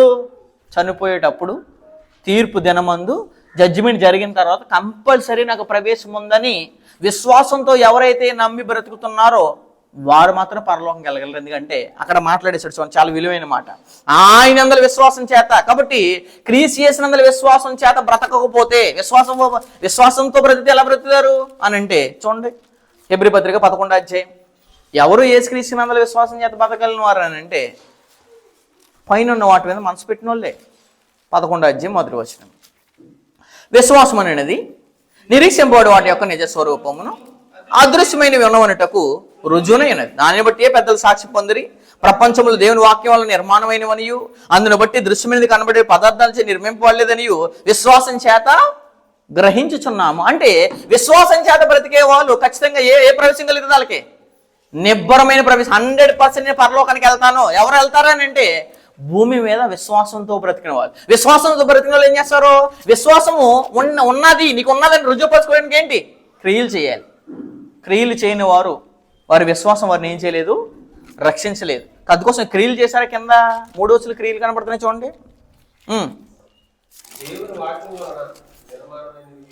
4వ వచనం. విశ్వాసం బట్టి హేబేలు కయ్యని కంటే శ్రేష్టమైన బలి. అంటే హేబేలుకి ఏముంది? విశ్వాసం ఉంది కాబట్టి ఏం చేశాడు? క్రియ చేశాడు. ఏమని? తన అన్న కంటే శ్రేష్టమైన బలి అర్పించాడు. మనం కూడా విశ్వాసము, ఎవరి అందరి విశ్వాసము? యేసుక్రీస్తు అందరి విశ్వాసం. ఆయన అందరి విశ్వాసం ఉంటే కనుక కంపల్సరీ మనం దేని దక్కించుకుంటామంటే నిబ్బరమైన ప్రవేశాన్ని, పరలోక ప్రవేశాన్ని నేను ఖచ్చితంగా పొందుకుంటాను. ఎందుకంటే నేను భూమి మీద విశ్వాసంతో బ్రతుకుతున్నాను. విశ్వాసంతో బ్రతుకుతున్నాను కాబట్టి ఈ కార్యక్రమం ఏం వస్తుందని మీకు పరలోకం కోసం ఎంత తప్పించి పరితపడిపోయి బ్రతికేస్తున్నారని అంటే కంపల్సరీ నా కన్ను మూసిన తర్వాత నేను కాపాడుకున్నది ఏంటంటే పౌలు గారు అంటారేమని, నేను ఆస్తి కాదు, వెండి కాదు, బంగారం కాదు, వైడూర్యాలు కాదు ఆయన సంపాదించుకున్నది. నేను దేన్ని సంపాదించుకున్నానంటే, దేన్ని కాపాడుకున్నానంటే విశ్వాసాన్ని కాపాడుకున్నాను. ఎందుకంటే భూమి మీద క్రైస్తవుడు బ్రతకవలసింది విశ్వాసం చేత బ్రతకాలి. విశ్వాసం చేత బ్రతకపోతే కన్ను మూసిన తర్వాత ఆ విశ్వాసం కలిగిన లోకంలోకి మనం వెళ్ళడానికి అవకాశం ఖచ్చితంగా ఉండదు. ఈ సంగతి ఎరగాలి. అదే మాట్లాడేశాడు. హెబ్రీ పత్రిక 4వ అధ్యాయం 14వ వచనం. హెబ్రీ పత్రిక 4వ అధ్యాయం 14వ వచనం నుంచి చదువుదాం. హెబ్రీ పత్రిక 4వ అధ్యాయం 14వ వచనం. ఆకాశ మండలము గుండా వెళ్ళి దేవుని కుమారుడైన మనకున్నాడు గనుక కాబట్టి దేవుడు మనకు ఒక వాగ్దానం ఇచ్చాడు. మమ్మల్ని వాగ్దానం ఏం చేసుకోవాలి? మనం కూడా దేవుడు నమ్మదగిన వాడు కాబట్టి ఆయన ఒప్పుకొని ఆయన మన పట్ల ఏం చేశాడు? వాగ్దానం చేశాడు. మరి మనం ఒప్పుకున్నాం కదా, యేసుని ప్రభువుని ఒప్పుకున్నాం, దేవుడు మృతుల్లో ఆయన లేపునని ఒప్పుకున్నాం. ఇలా విశ్వాసం చేతనే మనం రక్షించబడ్డాం. ఈ రక్షించబడిన మనం ఒప్పుకున్న దాన్ని ఏం చేసుకోవాలి? గట్టిగా పట్టుకోవాలంటే అదే మాట్లాడేశాడు. మనం ఒప్పుకున్న దానిని గట్టిగా చేపట్టాలి. కాబట్టి నువ్వు ఒప్పుకున్నది ఎప్పుడు కూడా సమస్య వచ్చినా, ఇబ్బంది వచ్చినా, వ్యాధి వచ్చినా, బాధలు వచ్చినా, నిన్ను ఎవరైనా వదిలేసినా, ఏది జరిగినా క్రీస్తు ప్రేమ నుండి నన్ను ఎడబాపున అని మాట్లాడేశాడు. కాబట్టి విశ్వాసంతో బ్రతికితే కనుక మన కష్టాలే, సమస్యలే, ఇబ్బందులే తప్పించి మరొకటి ఉండదండి. అదే మాట్లాడేశాడు. మన ప్రధాన యాజకుడు మనం ఒప్పుకున్న దాన్ని గట్టిగా చేపట్టదము. మన ప్రధాన యాజకుడు మన బలహీనతలందు మనతో సమానుభవము లేనివాడు కాడు కానీ సమస్త విషయంలోనూ మన వలె శోధింపబడినను సమస్త విషయంలో ఆయన పాపము లేనివాడుగా సమస్త విషయాల్లో శోధింపబడినను సమస్త విషయాలు ఆయన లేడు, పాపం లేనివాడుగా ఉన్నాడు. ఎందుకంటే ఏ విషయంలో ఆయన ఏం చేయలేరు? పాపమే చూపించలేదు. ఇప్పుడు ఫర్ ఎగ్జాంపుల్గా నేను విశ్వాసంతో బ్రతకమంటున్నావు, వాక్యం చెప్తున్నా, బాగానే ఉంది. భూమి మీద పడే సమస్యలు నీకు తెలుసా? భూమి మీద పడే ఇబ్బందులు నీకు తెలుసా? భూమి మీద పడే శోధనలు నీకు తెలుసా? ఒక వడ్లవాని కుమారుడుగా అంటే ఒక వడ్రంగి కుమారుడుగా బ్రతకడం అంటే ఎంత కష్టం, మరి కుమారుడుగా బ్రతకడం అంటే ఎంత కష్టము. అలాంటి పరిస్థితులు అంటే పేద పరిస్థితి, బీద పరిస్థితి, అన్ని పరిస్థితులు అనుభవించినాడు ఎవరో? ప్రభునేసు. ఆయనకు వచ్చి మనం ఉత్సాహాలు చెప్పామనుకోండి, ఎవరికి నువ్వు చెప్తున్నావు అని అడుగుతాడు. ఎవరో? యేసుప్రభు. ఎందు గురించి అంటే క్రీస్తు వారికి భూమి మీద జరిగే సమస్యలు, ఇబ్బందులు తెలియకుండా ఆయన లేడు. ఎందుకంటే 33 సంవత్సరాలు ఆయన అనుభవించిన వాడే వాటిని. అందుకోసమే మన వలె అనే మాట మాట్లాడాడు. భూమి మీదకి వచ్చిన తర్వాత మనలా శోధించబడిపోయాడు ఆయన. మన ప్రధాన యాజకుడు మన బలహీనతలు ఎందు మనతో సహానుభవము అంటే మనకి ఎంతైతే అనుభవం చేసిందో సమస్యల్లో అంతకంటే సహానుభవం అనకండి. సహానుభవం లేనివాడు కాడు కానీ సమస్త విషయంలో మన వలెనే అంటే నేను నీకు ఇది తెలీదు, భూమి మీద బాగానే చెప్తున్నాను నువ్వు అని అన్నాను కూడా అవకాశం ఉండదండి.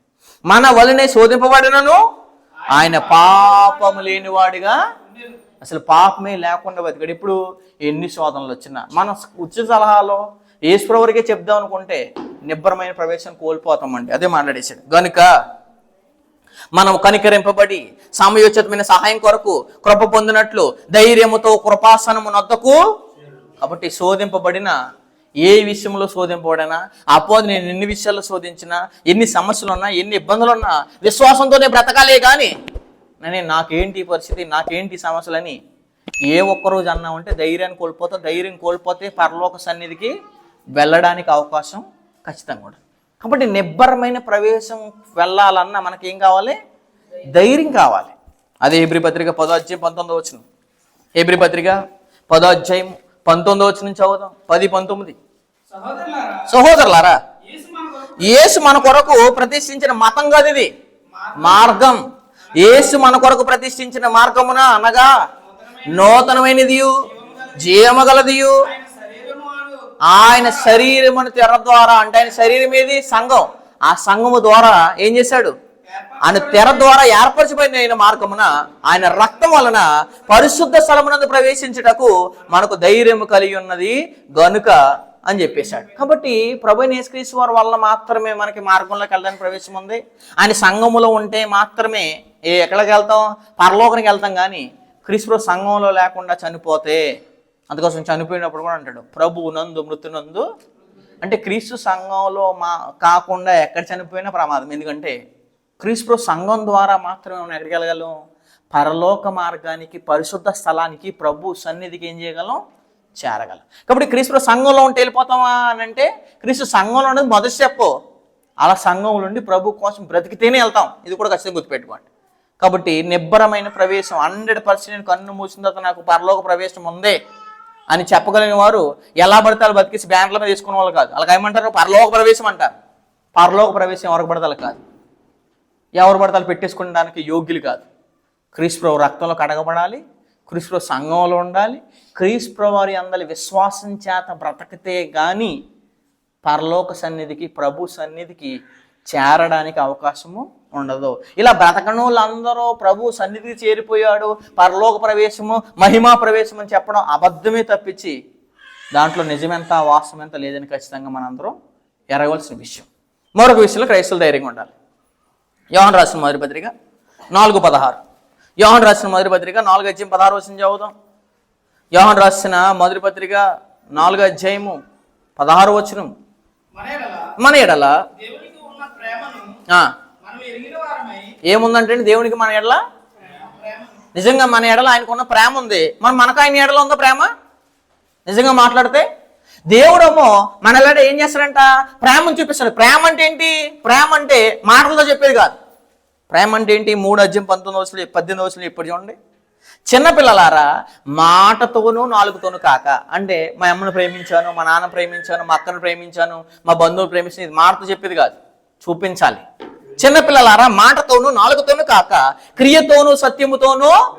కాబట్టి నువ్వు ఎలా ప్రేమించాలని? ప్రేమిస్తే క్రియతోటి, సత్యముతోటి. దేవుడిని నేను ప్రేమిస్తున్నాను అన్నారనుకోండి, నిజంగా మీరు ప్రేమించట్లేదు. ప్రేమించేవాడు చెప్పడో, ప్రేమించేవాడు ఏం చేస్తాడో? క్రియలు చేస్తాడు. అదే మాట్లాడేసారు చూడండి. యాది యోహాను రాసిన మొదటి పత్రిక 2:15లో దేవుని ప్రేమిస్తానని చెప్తారంతే చాలామంది, కానీ ప్రేమించట్లేదు. 2:15 ఈ లోకమునైనను, ఈ లోకములో ఉన్న వాటినైనను ప్రేమింపకూడి. లోకాన్ని ప్రేమించకూడదు, లోకములో ఉన్న వాటిని రెండు ప్రేమించకూడదు. కానీ మనం ఎక్కడున్నాం? మన లోకంలో ఉంటున్నాం కదా అని అంటే లోకాన్ని ప్రేమించకూడదు అంటే లోకాన్ని ప్రేమించకూడదు. ఎందుకంటే లోకాన్ని ఒక యాత్రగా భూమి మీదకి వచ్చాం, ఒక పరదేశులుగా భూమి మీదకి వచ్చాం. కేవలం ఈ శరీరం బతకడానికి మాత్రమే భూమి మీదకి వచ్చాము. అందుకోసమే మీరు లోకమునైనను, లోకములో ఉన్న వాటినైనను ప్రేమించుకొని. లోకాన్ని ప్రేమిస్తే దేవుని ప్రేమ వాణిలో ఉండదు. ఎందుకంటే లోకం అంటే ఏంటి? మాట్లాడేశాడు. ఎవడైనా లోకం ప్రేమించాడు, తండ్రి ప్రేమ వాళ్ళలో ఉండదు. లోకంలో ఉన్నంత ఈ శరీరాశ, అంటే ఇంకా శరీరాశలతో శరీర కోరికలు తీర్చుకోవాలని, శరీరం నచ్చిన ఇష్టాలు తీర్చాలని ఎవరైతే ఉంటున్నారో మీలో దేవుని ప్రేమ ఉండదు. 2 కళ్ళకి కాముతత్వము, అంటే కాముకత్వం ఉండదు చాలా మందికి. నేత్రాశ అంటే చూసిందల్లా ఆశిస్తారు. ఈ నేత్రాశ అయినా కానీ 2, 3 జీవపడము, గొప్ప ఘనత కోరుకుంటారు, పవర్ కోరుకుంటారు. ఇదంతా దేవుని ముందు ఎందుకు సున్నాండి గుర్తుపెట్టుకుని. ఎందుకంటే ఈ 3 ఉన్నవారు దేవుణ్ణి ప్రేమించిన వారు. దేవుడి ప్రేమేమో తన కుమారుని సైతం మన గురించి త్యాగం చేస్తే, మనమేమో లోకాన్ని వదిలిపోతున్నాం, పాపాన్ని వదిలిపోతున్నాం, శరీరాశను వదిలిపోతున్నాం, నేత్రాశను వదిలిపోతున్నాం, దేవుడు అమ్మను వదిలిపోతున్నాం. యేసుప్రభువు ఏమో తన ప్రాణాన్ని మన కోసం వదిలేస్తుంటే, తండ్రి దేవుడు తన కుమారునే వదిలేస్తుంటే మన కోసం, మనమేమో నాయన నీ కోసం లోకాన్ని వదలలేను, నీ కోసం నేత్రాశను వదలలేదు, శరీరాశను వదలలేదు, దేవుడు అమ్మను వదిలిపోతే నిజంగా ఆయన మన పెడల చూపే ప్రేమకి మనం ఆయన ఎడల చూపే ప్రేమకి చాలా వ్యత్యాసం గుర్తుపెట్టుకోండి. ఎందుకంటే దేవుణ్ణి సరిగా ప్రేమించిన వారు తీర్పులో ధైర్యంగా నిలబడలేరు. మాట్లాడేశాడు. యోహాను రాసిన మొదటి పత్రిక 4:16. యోహాను రాసిన మొదటి పత్రిక 4:16. మన ఎడల దేవునికి ఉన్న ప్రేమను, దయచేసి దేవుడు నన్ను ఎంత ప్రేమిస్తున్నాడండి. ఈరోజు ఆరోగ్యం ఇచ్చారు, ఏదో నిలబెట్టాడు, రాత్రి చాలా మంది ఎగిరిపోయారు. ఇంతలా ప్రేమిస్తున్నాడు, ఎంతో ప్రేమిస్తున్నాడు, అడిగిందల్లా ఇచ్చేస్తున్నాడు. ఏది కావాలన్నా ప్రార్థనలో ఆయన ఎన్ని అడుగుతున్నాడు, నువ్వు చేస్తున్నావా అంటున్నావు. మరి ఆయన కోసం ఎన్ని అడుగుతున్నాడు బైబిల్లో, మనం చేస్తున్నామా? దయచేసి ఎడల దేవునికి ఉన్న ప్రేమను మనం ఎరిగిన వారమే, ఎరిగమే ఎరకుండా నమ్ముకుంటున్నాం. గుర్తుపెట్టుకోండి. భౌతికమైన అవసరాల కోసం కాదని దేవుని ప్రేమించవలసింది.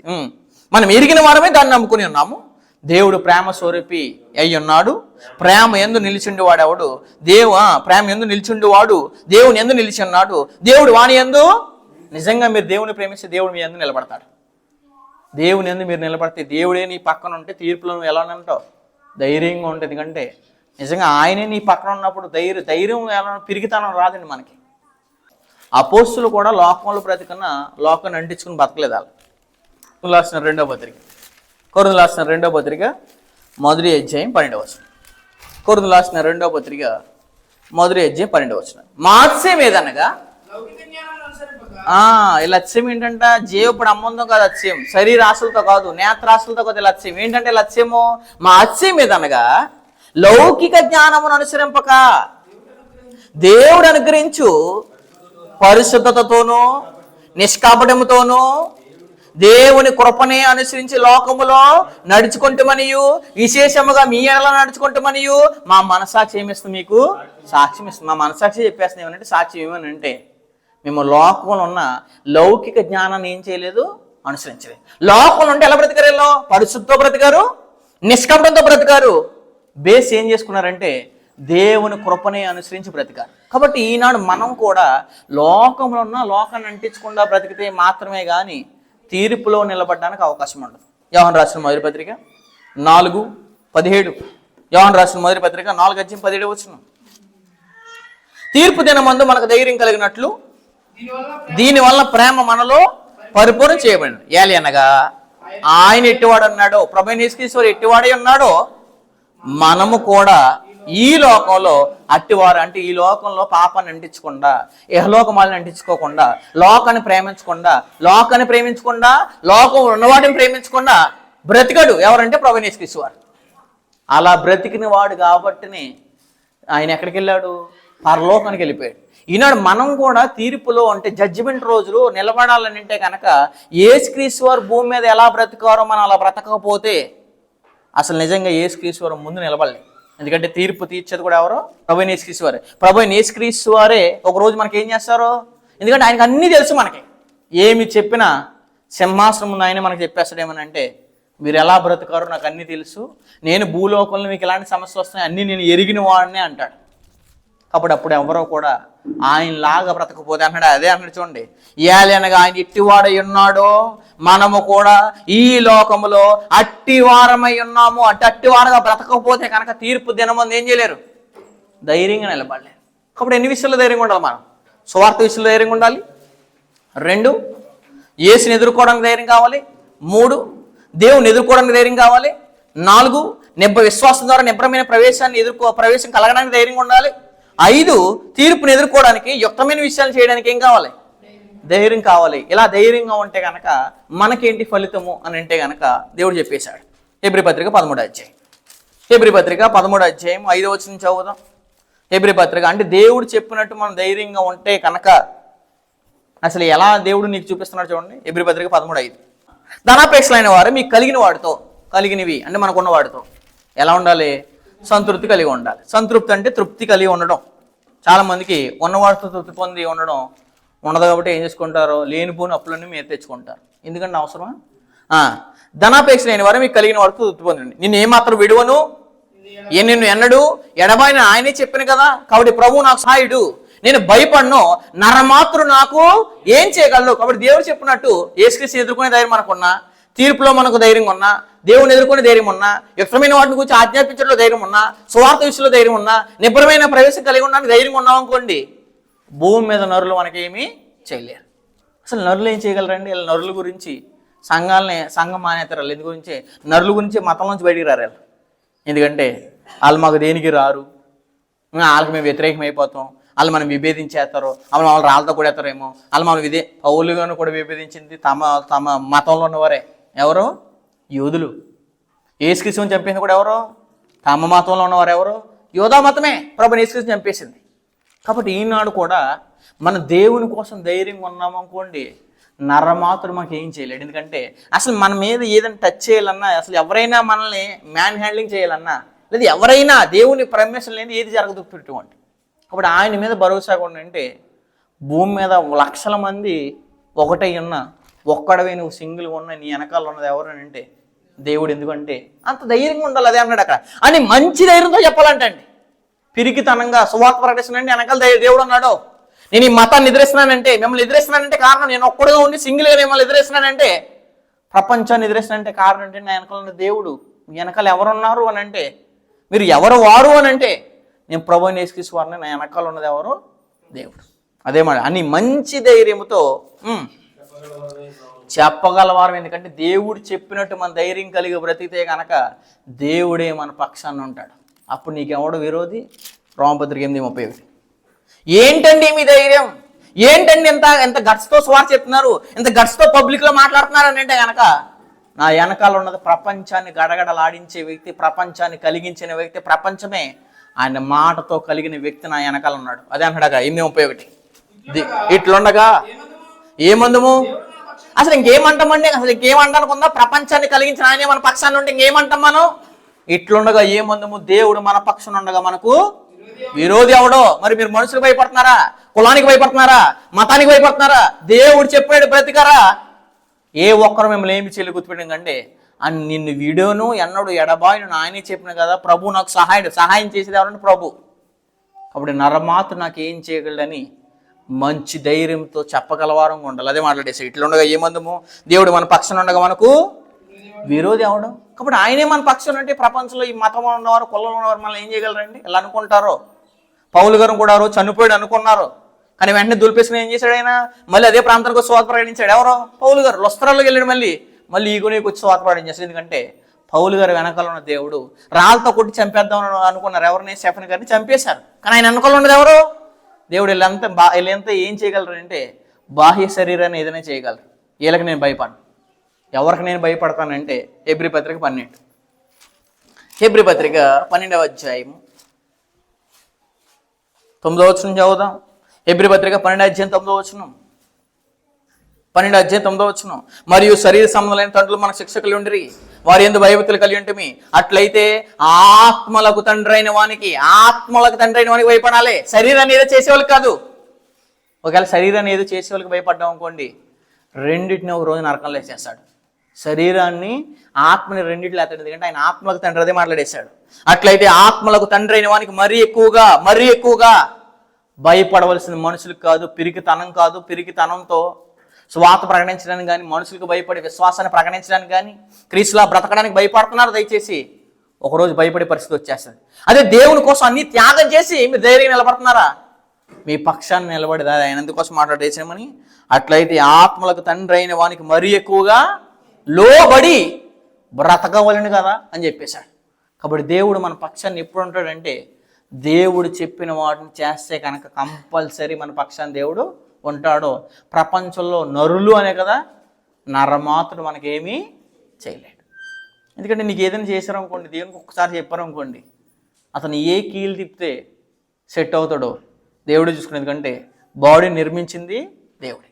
కాబట్టి అంత మనకు భరోసా ఉంటే, అంత దేవుని మీద విశ్వాసం అని అంటే ప్రపంచాన్ని, ప్రకృతిని గడగడలాడించొచ్చింది గురించి అంటే, అపోస్తులు ప్రపంచాన్ని తిరగరాసేయడానికి కారణం ఎవరో? వెనకాల ఉన్నది యేసు, ఆయన వెనకాల ఉన్నది దేవుడు. కాబట్టి దేవుడు మా పక్షాన్ని ఉంటే మాకు విరోధి అవడో అని అంత ధైర్యంగా మాట్లాడారంటే వాళ్ళు ప్రజలను చూడలేదు, మనుషులను చూడలేదు, దృశ్యమైన చూడలేదు, కానీ అదృశ్యమైన దాన్ని చూస్తారు కాబట్టి దృశ్యమైన వాళ్ళకి ఎలా కనపడింది? క్షణ మాత్రం చులకందిగా కనపడింది. కాబట్టి మనకు అంత ధైర్యం కావాలంటే దేవుడు చెప్పినట్టు బ్రతికితే కనుక దేవుడే మన పక్షాన నరమాత్రం మనకేమీ చేయలేడు. మరొక విషయం ఇలా చేస్తే మరొక విషయం చెప్పాడు. ఎబ్రీ పత్రిక 6వ అధ్యాయం 17వ వచనం. ఎబ్రీ పత్రిక 6వ అధ్యాయం 17వ వచనం చదువుదాం. ఈ విధముగా దేవుడు తన సంకల్పం నిశ్చలమైనదని ఆ వాగ్దానకు వారసులైన వారికి, ఎవరికి? వాగ్దానికి ఎవరైతే వారసులుగా బ్రతున్నారో వాళ్ళకి, ఆ వాగ్దానకు వారసులైన వారికి మరీ నిశ్చయముగా కనపరచాలని ఉద్దేశించిన వాడే తాను అబద్ధం ఆడజాలని నిశ్చయమైన 2 సంగతులను బట్టి మన ఎదుట ఉంచబడిన నిరీక్షణ చేపట్టకు శరణాగతులమైన మనకు బలమైన ధైర్యం కలిగినట్లు ప్రమాణం చేసి వాగ్దానం ఏం చేసిను? దూరపరిచాడు. కాబట్టి ఆయన అబద్ధం ఆడ వాగ్దానం ఇస్తానంటే ఇస్తాడు. కాబట్టి మనమేమో ఇచ్చిన ప్రకారంగా బ్రతకమంటే బ్రతికితేనే వాగ్దానం పొందుకుంటాం. ఎందుకంటే దేవుడు చెప్పినట్టు బ్రతికితే ఏమిస్తున్నాడో వాగ్దానం ఇచ్చేస్తున్నాడు అన్నాడు అక్కడ. మన ఎదుట ఉంచబడిన నిరీక్షణ చేపట్టకు శరణాగతులమైన మనకు బలమైన ధైర్యం కాదు, బలమైన ధైర్యం కలిగినట్లు ప్రమాణం చేసి వాగ్దానం ఏం చేశాడు? దృఢపరచును అని చెప్పేశాడు. కాబట్టి నిరీక్షణ చేపట్టడానికి ధైర్యం అనేది మనకి ఖచ్చితంగా కావాలి. ఈ సంగతి గుర్తుపెట్టుకోవాలి. యోహాను రాసిన మొదటి పత్రిక 5వ అధ్యాయం 14వ వచనం. యోహాను రాసిన మొదటి పత్రిక 5వ అధ్యాయము 14వ వచనం చదువుదాం. 5వ అధ్యాయం 14వ వచనం. ఆయనను బట్టి మనకు కలిగిన ధైర్యం ఏదనగా, కాబట్టి ఎవరిని బట్టి? ప్రభువైన యేసుక్రీస్తుని బట్టి ఏం కలిగిందంట? మాట్లాడేశాడు. ఆయనను బట్టి మనకు కలిగిన ధైర్యం ఏదనగా, ఆయన చిత్తానుసారంగా మనం ఏమి అడిగినాను అంటే, ప్రార్థనలో దయచేసి గుర్తుపెట్టుకోండి, ప్రార్థనలో ఒకసారి దయచేసి అడగండి ఏమనంటే, నీ చిత్తమైతే, నీ ఇష్టమైతే, నేను ఇది నా ఇష్టంగా నేను భావిస్తున్నాను, కానీ అది కూడా నీ ఇష్టమైతే, నీ చిత్తమైతేనే చెయ్యి. ఎప్పుడు చేస్తాడో? దేవుడు చెప్పినట్టు బ్రతకం అనుకోండి, కంపల్సరీ ఏది అడిగినా ఇచ్చేస్తాడు. అదే అన్నాడు అక్కడ. ఆయన చిత్తానుసారంగా మనం ఏది అడిగినను ఆయన మన మనవి ఆలకించినాయి. కాబట్టి ప్రార్థన చేస్తే ప్రతి దానికి రిజల్ట్ ఉంటుంది. ఎప్పుడు? దేవుడు చెప్పినట్టు ధైర్యంగా ఉంటాయి. కాబట్టి ఏది అడిగినా, చిత్తానుసారంగా ఏది అడిగినా దేవుడు మనకి ఇచ్చేస్తాడు. ఎప్పుడనంటే దేవుడు చెప్పినట్టు మన ధైర్యంగా ఉంటాయి. మరొక విషయం చదివితే హెబ్రీ పత్రిక 10వ అధ్యాయం 34వ వచనం చదువుదాం. హెబ్రీ పత్రిక 10వ అధ్యాయం 34వ వచనం. ఎలాగనగా మీరు ఖైదీలో ఉన్న వారిని, అంటే చెరసాల్లో ఉన్న వారిని ఏం చేయాలంటే మనం కరుణించాలి, పలకరించాలి. కరుణించి మీకు మరీ శ్రేష్టమైనది స్థిరమైనదియునైనా శ్వాసమున్నదని ఎరిగి మీ ఆస్తి కోల్పోటకు సంతోషంగా, అంటే అర్థం ఏంటి అని అంటే, వీళ్ళకి అపవాది వచ్చేస్తాడు.